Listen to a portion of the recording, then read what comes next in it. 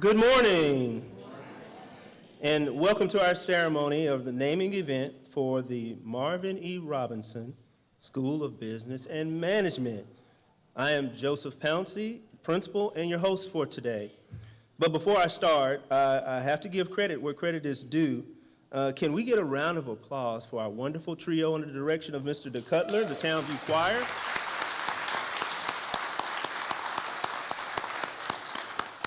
And I know they're out there somewhere still working. The hardest working band in the land brought us in. Let's give them a hand for the Townview Band under the direction of Mr. Gibson.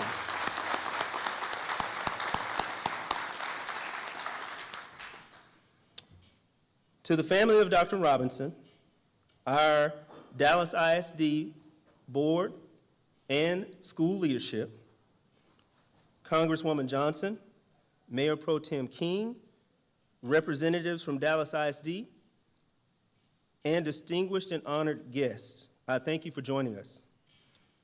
In a short amount of time, I have seen evidence at this location of dedication to equity, creating opportunities for students, and overall pride surrounding the School of Business and Management. These things are directly a reflection on what Dr. Robinson represents, and I am overjoyed to be here and be a part of Dr. Robinson's legacy. So who was Dr. Robinson? Most in this room can tell you that Dr. Robinson was a husband, he was a father, he was an educator, a businessman, a motivator. Dr. Robinson believed in civil rights for all and was not afraid to stand up for what was right and what he believed in. I also found out after speaking to the family that Dr. Robinson had a love for track and field, which hits really close to home for me.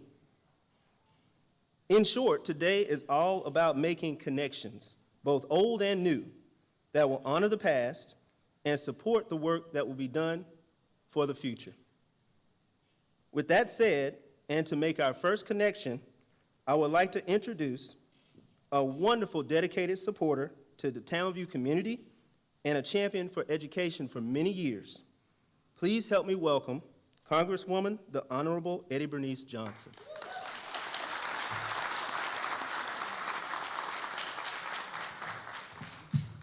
Good morning. Let me thank you for that introduction, but also tell you how much I miss coming over the last couple of years here that up until then, we had an annual program at this school related to STEM education with astronauts and speaking to astronauts in space and all of that. So I'll miss it. I hope you will too. But the principal came in this morning and said, I met you a long time ago when I was a student in high school, and I believe it.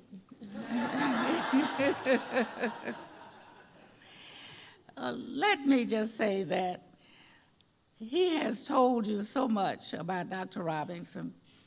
What I can say is that Dr. Robinson was a professional friend and a personal friend, he and his family. And we were born close together, and we were Sagittarians, so I was constantly having conversations with his wife because I said, oh, I can tell you what that means because I read every day, I read what is projected for people born under certain signs. And so I feel very close to the family, continue to be close to the family. And so on behalf of the 30th Congressional District, I'm really proud to be invited to have a few words. I just really feel very strongly that our real true role models should be recognized because we get recognized in the Dallas Morning News when we're not true role models. Our children need to know who those role models really are. And I see people sitting here that was active with him in the Committee of 100 and one of the protesters sitting right next to Helen there, that was that was always out there with Marvin, and it's really great to see all of you and to know that all of you support the renaming of this Department of Business here. Dr. Robinson certainly was a good businessman, but he also was an excellent family man. I got to know all of his family members and continue to stay in touch with them. And so I'm very proud to be here this morning. And it matters that we name this department for generations to come to show what got us to where we are and what persons that were out there doing the work. And Dr. Robinson not only worked in business, he was really a committed community person and could walk with any level of persons, could communicate with any level of persons, and did a lot of good without a lot of whatever that other is. But as an attorney, husband, father, and grandfather, we could not have had a better transplant coming here to make Dallas his home. We have worked in business together and certainly in the community, and I continue to be close to his wife and his children. And so, Mr. Pouncey and I guess the school board member Johnson, I want to express my appreciation for this recognition for an outstanding, upright Christian man. The mission statement is really deeply embedded in Dr. Robinson's heart and mind. Everybody who knew him knew where he stood, knew why he stood that way, and he was never one of those that was going to go away from the crowd and have another story. Is that Billy Allen sitting here? Yes, ma'am. That's another one that was right along with him. And so I'm delighted that I was able to not vote today and come and spend this time here, and let me express my appreciation to everyone here, but also to everyone who had any influence in getting us here for this occasion today. I'm delighted to see the faces here this morning. It brings back a lot of memories, and I want to thank all of you for being here in support of what I consider a great day. Now, my school board member just came in, but he's usually on time for certain things. Let me welcome you. Well, thank you very much. I appreciate being here this morning.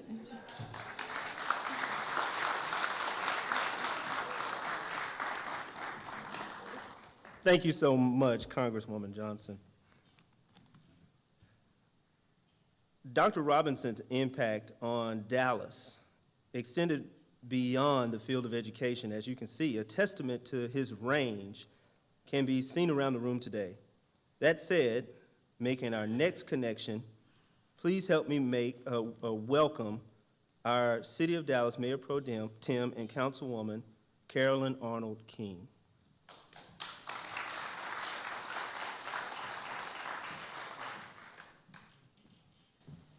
Good morning. I'm here with a lot of mixed emotions, mainly because I have roots here, I have roots where Dr. Robinson is, but I also have to remind everyone that's here, we always had to be careful of this area here during assemblies because we have a little hole here, a little mic connection here.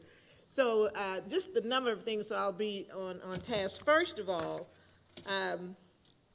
I am Mayor Pro Tem of Dallas, but I want you to take a moment just to look at the program.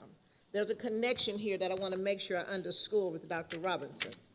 First, it says Dr. Marvin E. Robinson organized civil rights protests throughout the South before becoming an advocate for black business leadership and equity in Dallas. So he introduced the word equity before we started pushing the word equity here at City Hall, or at City Hall.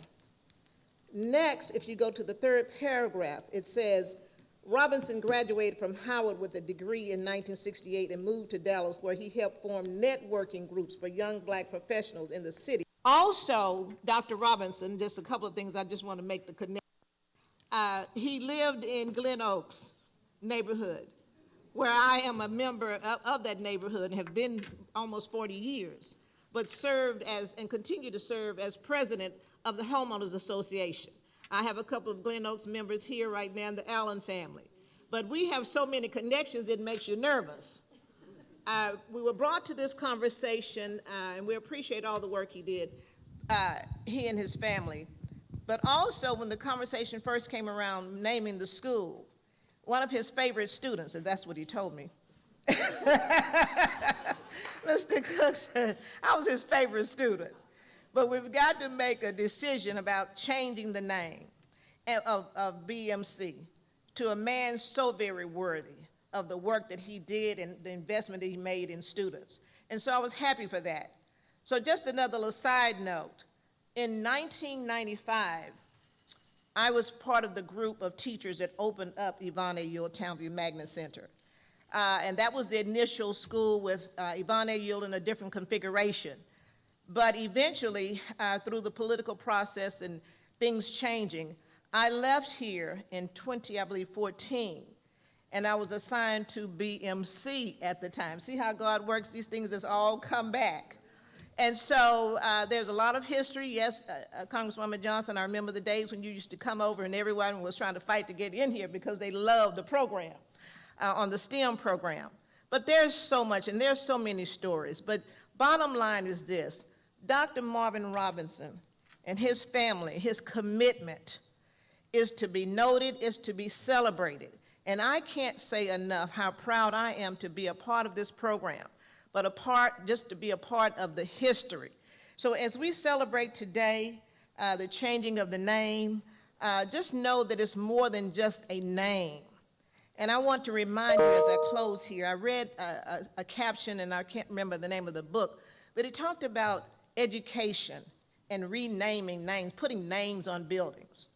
I want us to be committed to making sure that this building and this program, and when it bears the names of individuals who have fought so hard, and as hard as Dr. Robinson fought to invest in his students to make sure they were professional, competitive, make sure, no matter who the principal is, make sure that what goes on in this building reflects the standards and the values that he fought for.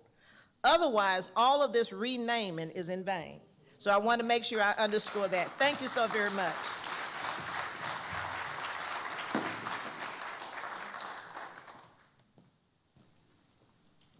Thank you so much, Mayor King. I would be very remiss if I did not introduce our next speaker in an ultimate connection. With that, I ask you to welcome our trustee for our outstanding trustee with the Dallas ISD School Board, Trustee Maxie Johnson.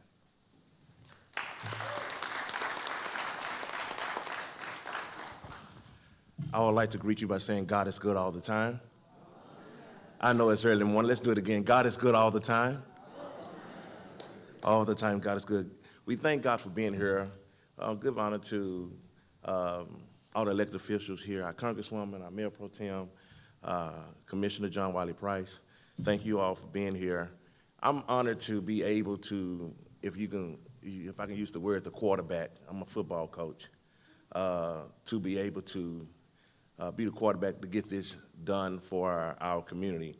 A lot of times, I'm 45, just turned 45 August 19th. A lot of times our young African-American community do not really understand or know the history. And so when Miss Ann Williams contacted me and Mrs. Dunn Blair contacted me and told me the history, I had no problem saying this is the right thing to do. And a lot of times our younger generation want to be embraced and know where the history, because you don't know where you're going, or you can't appreciate where you're going unless you know where you really come from. And we stand on the shoulders of guys like Marvin Robinson, John Wiley Price, Congressman Eddie Bernice Johnson. We stand on their shoulders to understand that they fought this fight long before we began to fight this fight. And so as they're pastoring the church and as we're doing the work that I believe ministry, this is ministry to me, that God has allowed us to do, it is an honor to be here. One of my first assignments that I believe the Lord gave me to do was named my first school out in Wilmer, Texas, after Congresswoman Eddie Bernice Johnson, and it was a STEM school. And I was honored to do so, knowing the work that she's done, and I'm intentional. We have strong black people that have done the work in our community. Some are alive and some have gone on. And I'm intentional in making sure that our African-American community is honored in our community. So some get upset when I do that, but I don't make no apologies of it, because it is important for my children, my granddaughter, our children together to understand the true meaning of what black history really is. And so you will see certain white names being removed that was racist against our community and replaced with strong black and African-American female that have done this work in our community. And so it is an honor, again, to be able to do so, to be able to serve this community as the trustee of District 5. And I will continue to serve, as long as you continue to elect me, I will continue to serve our community, continue to be transparent, advocate for equity, and do what God has called us to do, and that is serve our community. Thank you so much. Thank you, Ms. Ann Williams. Thank you, Ms. Dunn Blair, for always being community pillars and reaching out to us and giving us the history so we can move forward to do the right thing. Thank you so much.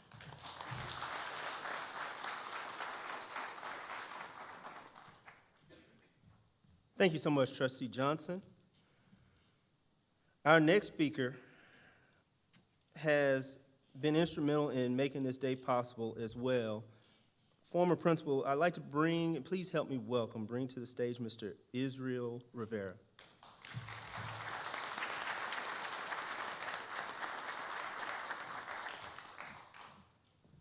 Thank you, Mr. Pouncey. Good morning. I'm Israel Rivera, former principal of the School of Business and Management, a TEA A-rated campus with 7 distinctions and amazing staff. It houses the best band, the best choir, the best orchestra group, and we're just so proud of that. It's a beautiful day for a celebration. It's my honor to be here and to partake in this memorable moment.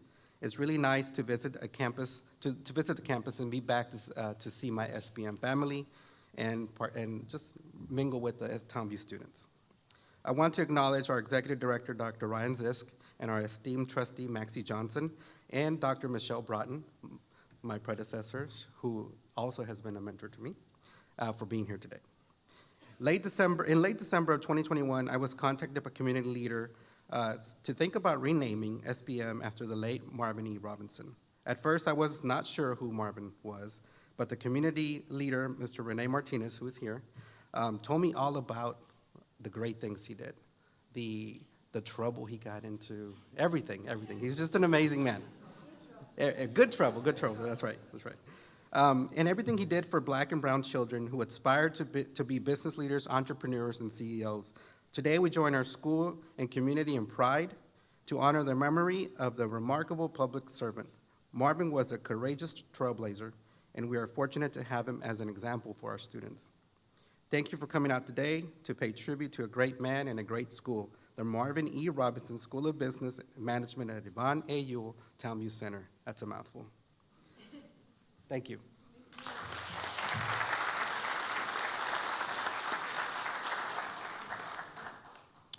Thank you, Mr. Rivera. Additionally, today, we are fortunate to have members of the Robinson family with us to help us celebrate the occasion. I would like to welcome Ms. Melissa Robinson Chavez to present her remarks.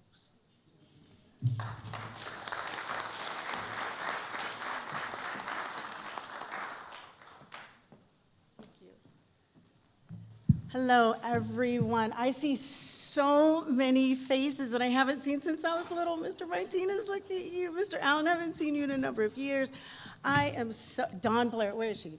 Don, Mr. Price, oh my goodness, this is overwhelming for me to see so much love here. Thank you all so much. I'm sure there's other faces that I'll see once the ceremony has concluded. But I just wanted to say a few words about Dad and what he meant to our family and some of the stories that he would share with us. I'm just so overwhelmed. What a great welcome. Thank you. You guys are incredible. The band, I was a cheerleader at Southern, so I wanted to stay out there and kind of jam with the band a little bit longer. But I know I had to come in here and just say thank you to everyone, the DISD, the superintendents, so many people who made this possible. Mr. Martinez, I go back to you because I remember seeing you just do so much for my dad and with him in terms of Mr. Martinez was the first person who took Dad under his wing when he moved to Dallas. So it's just a pleasure to see you again. Thank you so much, everyone, for attending today. My dad, Marvin E. Robinson, meant so much to so many. And again, I'm honored to be here today to represent our family, who is so incredibly appreciative of this honor, and to just share a few thoughts and memories of Dad. He was such a proud man in every way. He believed presentation was everything. He was always impeccably dressed, and he wore a suit like a soothing coat of armor. So he had a magical way, which was a gift. He had just this magical way of making you feel like you were the only person in the room, the only person on the planet, and the only person who had his ear in those moments. He most definitely believed in the janitor. He believed in the busboy. He believed that everyone should be treated like a CEO. But he went so much further than that. So within 5 minutes of meeting him, he would want to know who your people are. Where did you go to school? Where are you going to school? And you needed to give him an answer because he was going to make sure that you were going to attend school, high school, college, and beyond. You hear that? Okay, good. Okay, good. I'm coming back to y'all in a minute. And most enthusiastically, people would tell him their hopes and dreams. He had an infectious wit that just made everyone feel immediately at ease. Dad loved to hear young people's stories. He loved to hear what their journey is and what it could become. He loved fighting for people. He helped make them, certain folks, a success. Mr. Price, I see you shaking your head. I know you know some stories, right? He absolutely believed in our community. He believed in our Black community. He believed in the community for the people of color.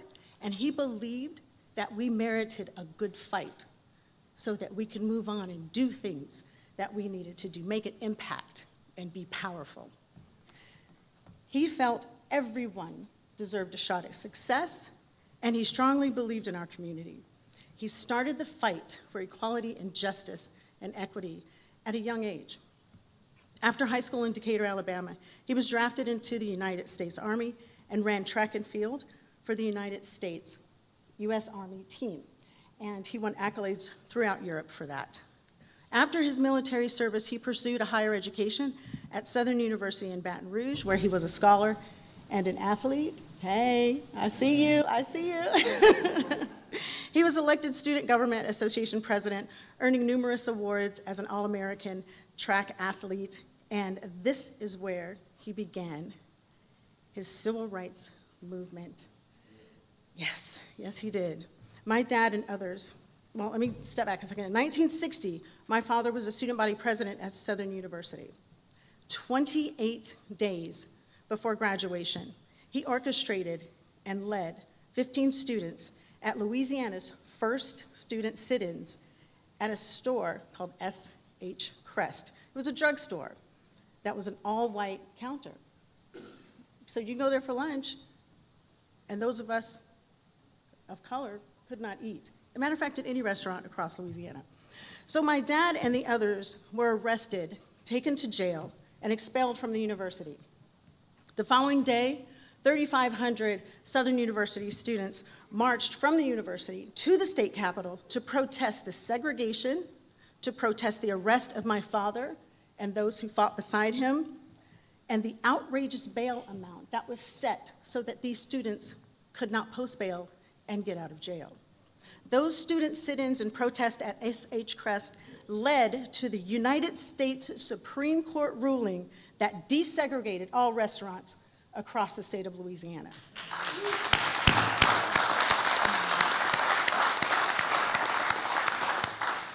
And eventually, the United States Supreme Court overturned the disturbing of the peace convictions against those students who were arrested for sitting at that white-only countertop. And in 2004, 44 years after being expelled, they were awarded honorary degrees by Southern University, and the state legislature of Louisiana enacted a resolution honoring my dad and those who fought beside him.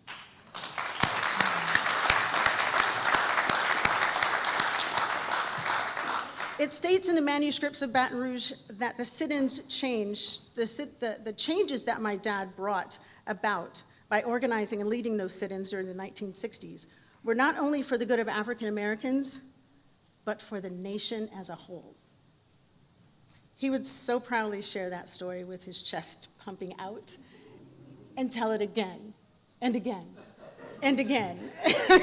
As you all know my dad, right? Relationships were so important to my dad as just as the air he breathed. And most profound relationship was the one he established at Southern University. It is there where he met and married the love of his life, my mom, Yvonne Matoye Robinson. She would devotedly accompany Dad throughout his tremendous journey. Having had his Southern University credits accepted in 1968, he earned his Juris Doctorate from Howard University School of Law in Washington, D.C. While there, he was the chairman of the Law Students' Civil Rights Research, senior class representative for the Student Bar Association, and he continued his work in civil rights as founding member of the Student Nonviolent Coordinating Committee, SNCC, as so commonly known, and field director for the Congress of Racial Equality. He organized anti-segregation efforts across the Jim Crow South. He would speak about being arrested, beaten, and having his teeth knocked out by a police officer's billy club. Dad's pursuit of justice and equality aligned with his growing family, the birth of his children, my older brother, Marvin, and my older sister, Leah, as well as yours truly, would ignite an even greater purpose and passion for his cause of equality. He wrote an impassioned letter to my mother while working at CORE, and sincerely sharing, this letter just gets to me, you guys, sincerely sharing his heartfelt commitment. She kept it in her Bible for more than 60 years, and I'll share that with you right now. Dearest Yvonne, I have just spoken to you. I miss you so very, very much, but there is a job to be done. I will be a very proud man when I will no longer be required to spend such great periods away from my family.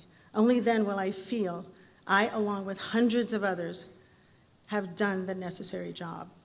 Remember, my darling, if I am successful, Marvin and Leah will never be confronted with this problem of racism. Marvin will not be required to risk his education, life, family, or marriage for this particular reason. Understand me and believe in me. Your love forever, Marvin.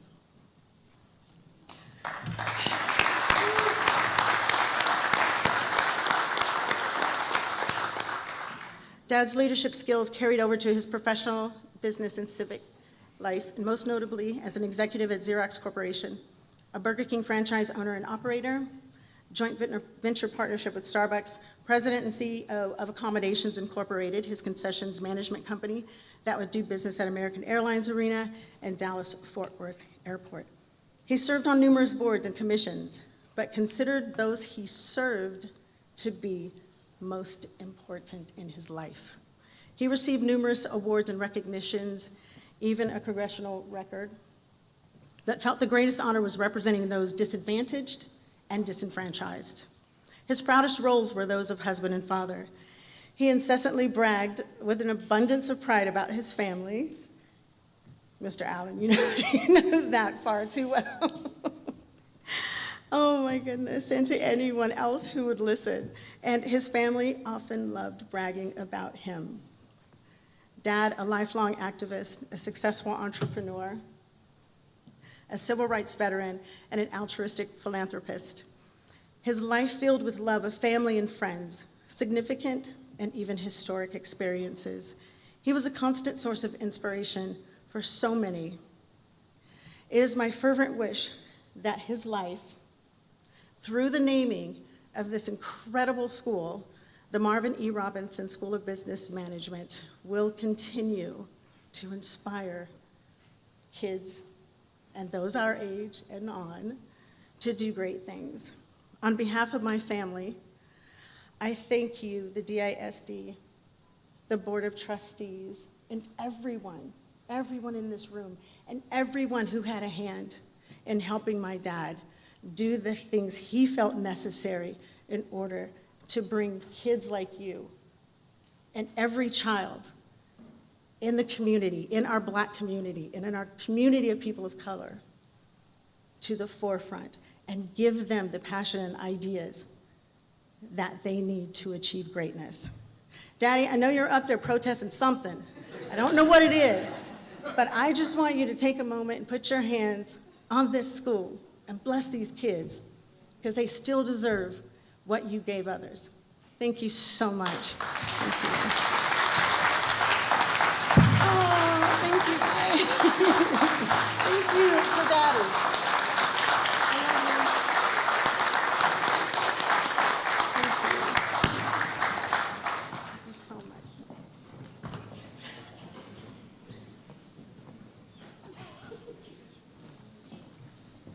I said, she's gonna make me cry. I hope you can feel the connections. Today is all about connections. As you heard, you heard a little bit about Southern University.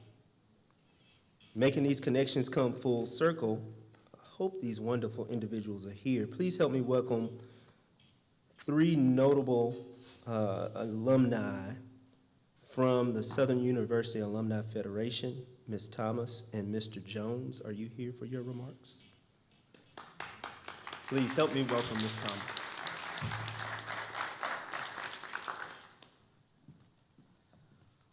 Good morning. My name is Carlton Jones. I'm the president of Southern University Alumni Federation, and I have with me our illustrious president emeritus, Laquita Thomas. And I bring that up because it weren't just men at the table sitting with Dr. Robinson. It was men and women. So that's a really big deal. And Madam Thomas is the first female president of Southern University Alumni Federation. So that's notable in itself.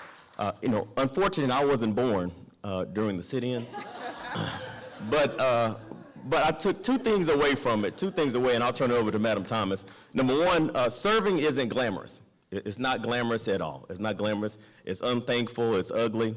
And there's a dark side to it, but there's a purpose. And the number two I took away is that service takes something of you. It takes your time. It takes some of your talents or finances. And I just want to thank the family for supporting them for so long to going through. And that service is a lot of work. It's a lot of sacrifice. It's unglamorous. But it's a sacrifice, and this family's here the whole time, even to today, supporting them. So I really think those things kind of stood out to me. And again, I'll turn it over to Madam President. Emeritus. Okay. Well, good morning, everyone, to this illustrious dais and to this amazing Robinson family. We bring you greetings, as President Jones mentioned, on behalf of the Southern University system, on behalf of the Southern University Alumni Federation. I'm delighted that I can actually say that I engaged with Dr. Robinson. I graduated from Southern in 1993 and moved here quickly upon receiving an offer from Texas Instruments, and he was everything that has been described. You had to have a plan, you had to know what your business was, and you had to be about your business. And sometimes you had a difficult discussion with Dr. Robinson, but you walked away, you all know. You walked away thinking and rethinking what you were going to do next and what that next opportunity was. And I have to honor you because you all were one of the first scholarship recipients from the Southern University Alumni Federation Dallas chapter, and we still have the photos to prove it. So on behalf, I just want to say thank you to everyone here. This is an amazing, amazing turnout.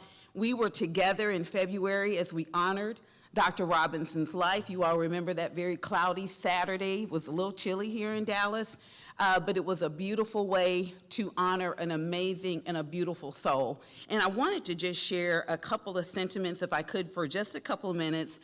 Our immediate past Southern University system president made some comments when everything transpired earlier this year, and I think it really exemplifies what we're doing here today. He said about Dr. Robinson, so everyone knows, it was mentioned, a former SGA president, and he and his fellow students participated in a catalytic lunch counter sit-in, peacefully demanding equality in Baton Rouge. His tenacity and focus, excuse me, continued as he proved successful in his professional life and dedicated community service, becoming a pillar of Dallas, the place he called home. And while his physical presence will be truly missed and is still missed, his contributions will live on to encourage and inspire others. And that is exactly what is happening here today. So isn't that amazing? We haven't even seen the best days yet of how Dr. Robinson is going to continue to inspire this next generation. So thank you for allowing us a few moments today to say hello on behalf of the Southern University family. And I would be remiss if I didn't say go Jags. We will be playing tomorrow in Arlington.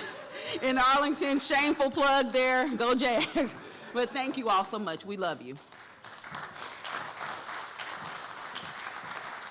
As connections go, I'd like to call three additional remarks, three additional speakers that will make this, again, full circle connection.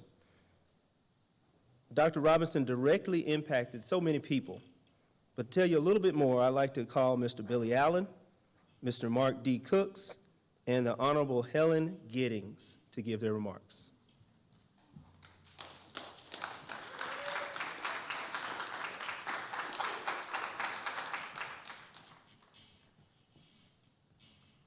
Where we all going to be here at the same time.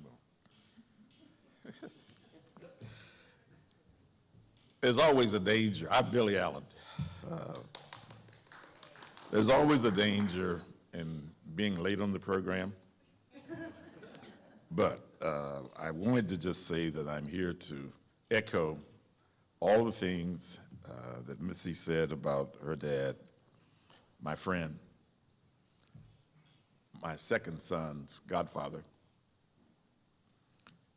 All of you are probably younger than me, and Marvin is probably responsible in some tangible way for the position that you hold and the success that you're having in those positions because of the sacrifice that you've heard from Ms. Johnson, from Ms.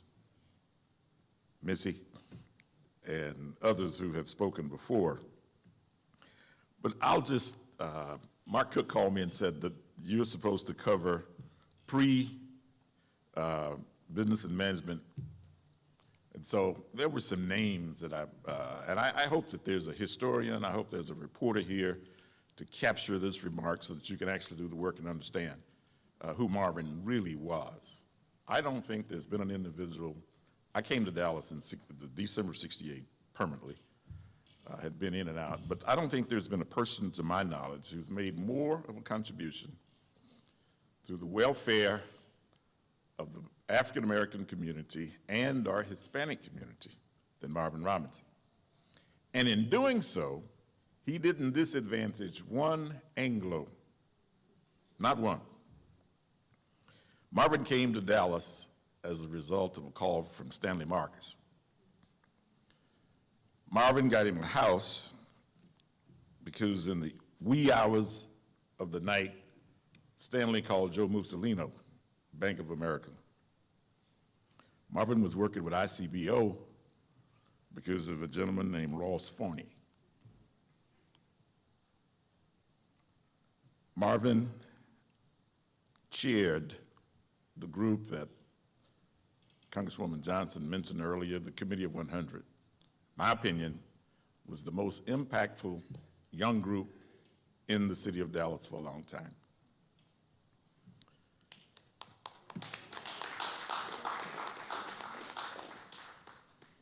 Mark told me I had 2 minutes. I'm almost there. But I will tell you that Marvin had a philosophy. Marvin didn't have many enemies. Marvin was not really a respecter of race. Marvin was, I described him as a societal agent for change, for positive change. When he came to Dallas, he came with that mission to do something for the business community at ICBO. He teamed up with John Berry, who is now in glory, to make that happen.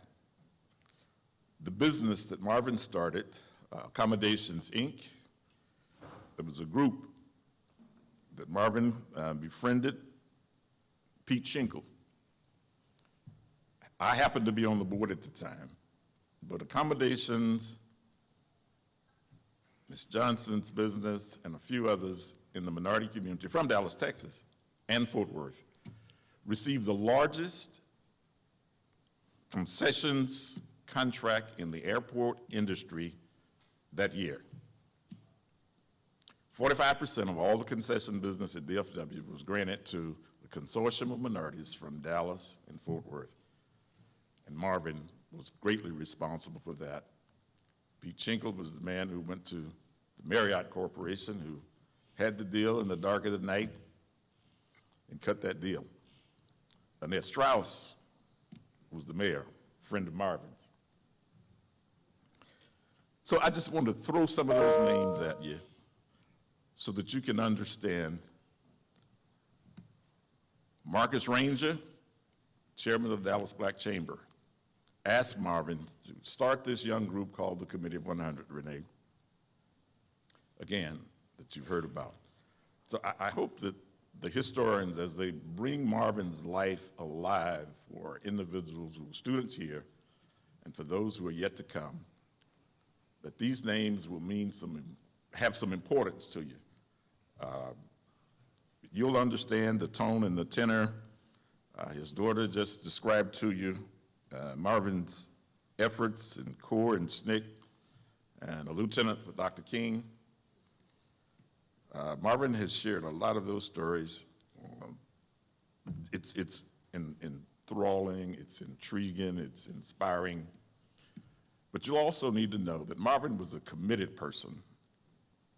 His life was on the line all of the time. The Attorney General for the state of Alabama called Marvin Robinson himself and said, "Young man, you've got to get out of town because you're going to be killed." The business community, the Anglo business community have decided that you're going to die. Marvin's response was to him, "Thank you for calling me, but I can't leave." He reiterated to Marvin, these are Marvin's words to me, that, "Young man, you are going to be killed and you need to get out of town. I'll get you out of town." Marvin turned him down because he was slated, so according to the Attorney General, Mr. Flowers, whose son played for the Dallas Cowboys, said that you're going to be killed. Marvin refused because of his commitment to what he was doing in terms of lifting up the opportunity for black folk. And I don't know what we can do. The Bible says a person who would lay his life down for you is a friend. So Marvin was friend to all of us. All of us. But that was the kind of commitment that he brought with him, and he brought it every day. For you Xerox individuals out there, for all of you who knew what the Xerox machine was, Xerox was the #1 company in the country for African Americans to work for. Missy talked about Marvin's dress, and I apologize to him because I knew I should have put a tie on this morning. She's absolutely right. But you knew that you knew a Xeroid whenever you saw them. And they were going to be immaculately dressed, they were going to be well-groomed, they were going to be well-spoken and committed to having success. So much success because Marvin, I'm almost there, Mark. Marvin got together with Bob Carter, a businessman in Houston, Texas. They formed something called the Minorities in the Southern Region at Xerox on Mockingbird. This young fledgling effort that Marvin and Bob were putting together, I'm short. Anyway, Marvin, there were these senior level black individuals all across the country were coming to Dallas on a weekend. The chairman of the board, they had asked him to come and address a group of employees who were getting together. He refused because he was busy. But his secretary finally got across to him, something is happening down in Dallas. I got all these individuals going to Dallas. And so the chairman got interested to understand where are all of my employees going down to Dallas. And so all of a sudden he became available. But it was too late to stop the movement that Marvin created. And I'm telling you, a lot of companies now have copied what they did at Xerox because of Marvin Robinson's impact in creating the Minorities in the Southern Region to lift up and promote the opportunity for African Americans. My wife says time up. You're absolutely right. You're absolutely right. But you just need to know the kind of fellow that you are naming this school for. Anyway, she says time's up. One thing I can say about Marvin is that you could trust him. Marvin was going to represent the interests of his community if he was the only person in the room of 100 other racial, cultural individuals. Marvin was going to represent you, and you didn't have to worry. He was never going to represent you in a negative manner. I loved Marvin Robinson. I want you to know that. And he loved me. Thank you.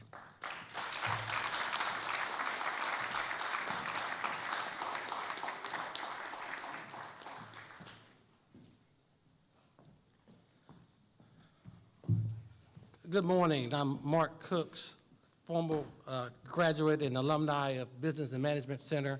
Mr. Pounce, I really owe you an apology because I did deliver the message of 2 minutes, and I knew that Mr. Allen, being a member of Concord, was going to be very difficult to do 2 minutes. I knew it. He's an elder, and I just knew he was not going to do 2 minutes, and so I made my comment shorter to allow for his 5 minutes. No, I'm Mark Cooks, and I'm extremely proud to be standing before you today. But part of my 2 minutes, I really wanted to allow 1 minute to Mrs. Mary Daniels, who was instrumental in the Business and Management Center. And with that, Ms. Daniels, I'll turn it over to you for your comments first.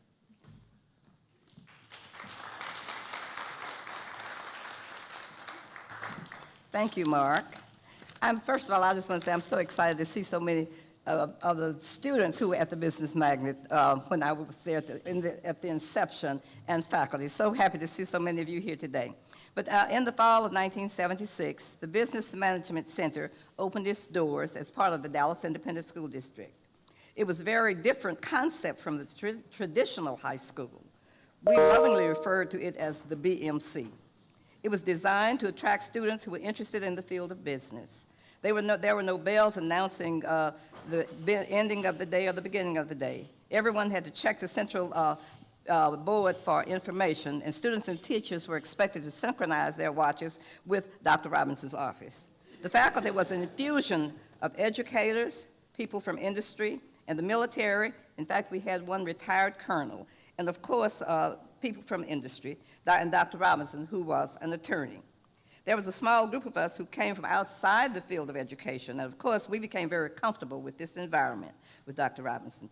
And with him at the helm, we were off to an exciting new journey in educating students. Coming from the world of business, Dr. Robinson was the perfect role model for the students. Here was this tall, well-dressed, self-confident, articulate, outspoken, never-meet-a-stranger attorney with a big afro as the director and CEO of the school. We soon realized that we were in for an incredible journey, and everyone was on board. Dr. Robinson ran the school like a business. We had many people from industry who were involved in the day-to-day operations of the school and were frequently visible on campus. Many mornings, he would have his administrative staff to meet him in the boardrooms of businesses executives at 7:30 in the morning, having breakfast while discussing the future of our students. He loved his students and treated each one of them with dignity and respect. A few years ago, the class of 1979 had attended the whole 4 years, planned the class reunion. Even though Dr. Robinson was in poor health, he wanted to come to see how his students had come over 40 years, how they were faring out. And I must say, those I've seen today, you are doing a fantastic job. He would be so proud of you. As I run into students, faculty, and staff that were there at the inception of BMC, we are always excited to reconnect because we had a pleasant memories of those students, of those years as we blaze new trails, educating students under the dynamic leadership of Dr. Marvin E. Robinson. We're excited today to witness the renaming of the Business and Management Center to the Marvin E. Robinson School of Business and Management at the Yvonne A. Ewell Town Center.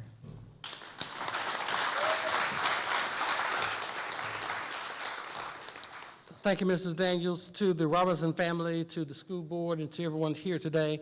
As I mentioned, I'm Mark Cooks. I'm a graduate of 1979, 40-plus years ago, walking into the doors to the Business and Management Center, echoing the large fro that Dr. Robinson had. He always teased us about our fro, but we was only marking him from having his fro. And when he cut his fro, we all cut our fro as well. I want to recognize anyone who attended the Business and Management Center from 1977 through 84. Would you stand and be recognized?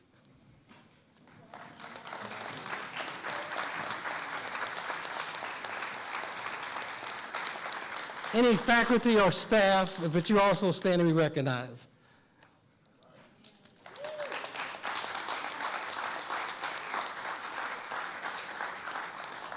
Thank you very much. Unlike our favorite team, the Dallas Cowboys, Dr. Robinson knew how to put a good team together and a winning team together. And because he put a winning team together, in 1982, I got my first bank job as not even a teller. I was a transport person back and forth. And it was really rewarding to me in 1994, becoming a branch manager at Wells Fargo, that Dr. Robinson walked into the doors, and he was able to become one of my first customers as being one of his students. And so many times he was very much able to say, that's my student, and I had to just rush him out because he would always tell the same story every time about the fro and everything else. But I just want you to know that how important this day is to me and to the alumni of the Business and Management Center to renaming the School of Business and Management Dr. Marvin E. Robinson. Dr. Robinson had a saying for all of us, and it is, son, you're it. And when he said, son, you're it, we're walking down the hall, that meant for us to identify who we were, what school we were going to, what we were going to do. And so that was an exciting time for us. Sometimes we heard from him, sometimes we were not successful. But we knew when you got the word, you're it, you know what to do. So I want to close with just doing a tradition of what Dr. Robinson would have did by asking, you're it.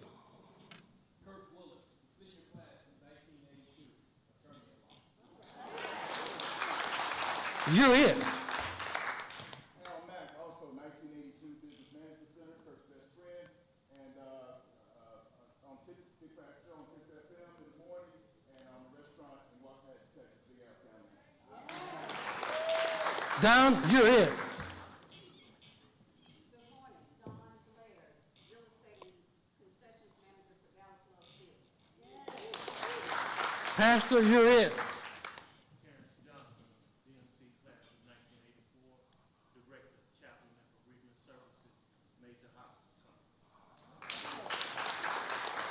I want you to know, because Dr. Robinson made us, you're it, it made us a better professional and individual. BMC, School of Business of Marvin E. Robinson, we leave you with that same challenge. You are it.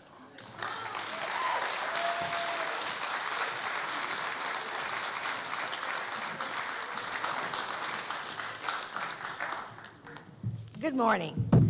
I'm Helen Giddings, a personal friend of the Robinson family, Marvin and Yvonne, and their 3 kids, and a community ally as well as a business associate. And I am delighted to have the opportunity to be here today and to pay tribute to a man who really deserves this tribute. And let me just say that I wrote my remarks down so that I would not go too long, because there is so much to be said about Marvin Robinson, and I would say that only a little bit of that is going to be said today because of time constraints.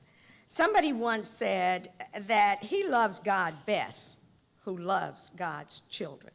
Marvin Robinson loved God's children, and he did not care what color those children were. He believed strongly that everybody ought to be able to avail themselves of the opportunities that this country offers. He was a member of a vanishing group of civil rights leaders, as you have heard, walking with the likes of the Reverend Dr. Martin Luther King and John Lewis. They stood up for equality when standing up was dangerous. There was often a very heavy price to pay when you stood up during those days. With that backdrop, Marvin's commitment and work after he left Mount Nebo did not change. He always told us about Mount Nebo. I think that was a place where he lived in his childhood. He became an entrepreneur, as you just heard. I was asked to talk about after the BMC. He became an entrepreneur, founding accommodations. You've heard about that with Calvin Stevens and Ted Law, blazing the trail for others to follow in DFW in the concessions business. He and I were then later partners at the American Airlines Center. He would approach Ross Perot, who is, a very wealthy citizen of this city, the same way he would approach anybody in this audience. He walked with kings and people who were in high places, and he treated them just like the common man. He very often mentored younger people, and sometimes older people. He shared his hard-earned knowledge of entrepreneurship. He served as chair of the Dallas Black Dance Theater, a position that he loved.